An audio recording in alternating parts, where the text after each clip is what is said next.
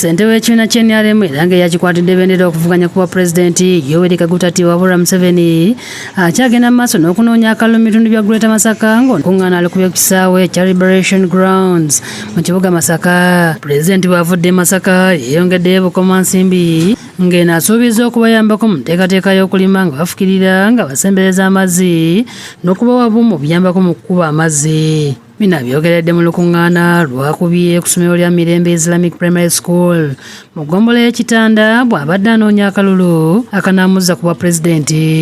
Olwaleero mukakasiza nti muli bazzukulu b'abalwanyi kati mulaze bamulya byengedde bonna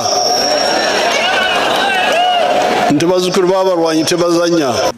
Pulezidenti nga tannayogera, ssente wa NRM Bukomansimbi Shafiiki Mwanje abasabye bakolere ku nguudo ez'enjawulo. Njagala kusaba banna Bukomansimbi ng'ennaku z'omwezi 15 tulonde Pulezidenti Museveni n'ababaka be.